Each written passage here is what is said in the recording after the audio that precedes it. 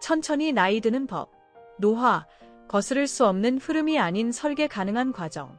많은 사람들이 노화를 피할 수 없는 운명처럼 받아들이곤 한다. 그러나 노년내과 전문의 이명빈 원장의 경험은 슬로우 에이징의 가능성을 생생하게 보여준다.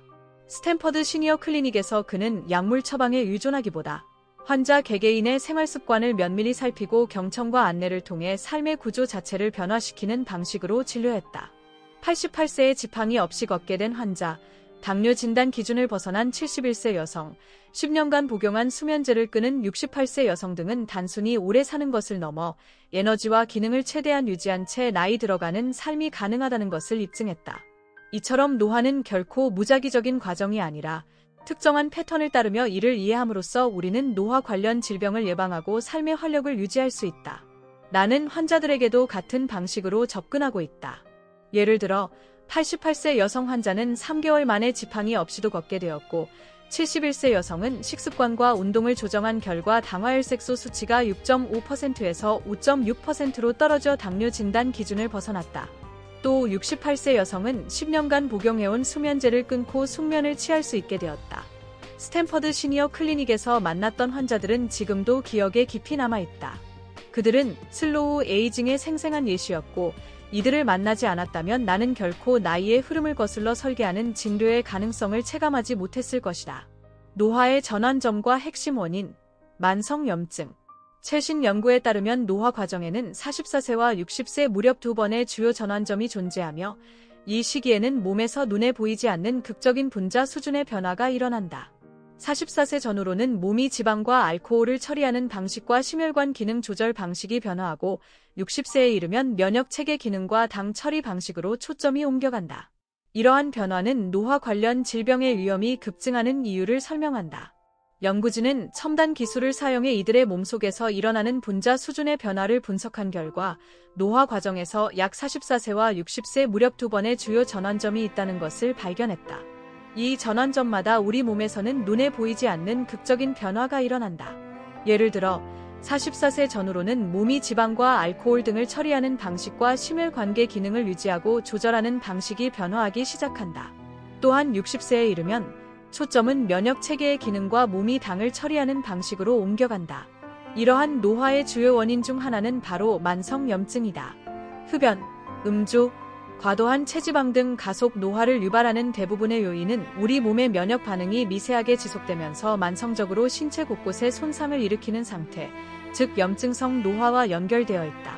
시간이 지나면서 이러한 손상이 누적되면 신체가 회복하거나 새로운 위협에 대응하는 능력이 점차 약해지고 결국 면역 체계는 과로 상태에 빠지게 된다. 이처럼 작지만 지속적인 염증이 세포를 끊임없이 스트레스 상태로 몰아넣고 결국 시간이 지나면서 노화를 가속화한다. 나아가 세포 수준에서 시작된 만성염증은 점차 기관별 질환으로 이어진다. 만성염증은 유전자 발현에 악영향을 미쳐 DNA 메틸화 패턴을 망가뜨리고 세포를 노화된 상태로 몰아넣는다. 이를 예방하고 관리하는 것이 건강한 노화의 핵심이다. 활력 있는 노년을 위한 습관, 운동, 근력, 장내 미생물, 수면. 활력 넘치는 삶을 유지하기 위해서는 만성염증을 관리하는 것 외에도 다양한 생활습관 개선이 필요하다. 특히 존2 트레이닝과 같은 유산소 운동은 미토콘드리아를 재생시켜 노화를 억제하는 데 중요한 역할을 한다.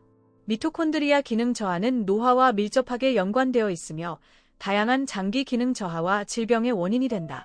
그렇다면 존2 트레이닝이 건강과 노화에 왜 그토록 좋은 것일까? 존2 트레이닝의 가장 큰 장점은 미토콘드리아를 재생시킨다는 것이다. 미토콘드리아는 진핵생물의 에너지 생산을 담당하는 소기관으로 잘 알려져 있다. 장수의학계에서 미토콘드리아에 많은 관심을 기울이는 이유는 나이가 들수록 미토콘드리아의 숫자는 감소하고 그 기능도 저하되는데 이는 노화와 밀접하게 연관되어 있기 때문이다. 또한 근력, 특히 엉덩이 근육과 악력은 건강 수명과 직결되는 중요한 요소다. 엉덩이 기억상실증, 둥근 비활성화, 종아리 혹사, 수면 질 저하, 인슐린 저항성 등 다양한 문제를 야기하며 허벅지 둘레와 사막늘 간의 연관성 연구는 근육 자산의 중요성을 다시 한번 강조한다.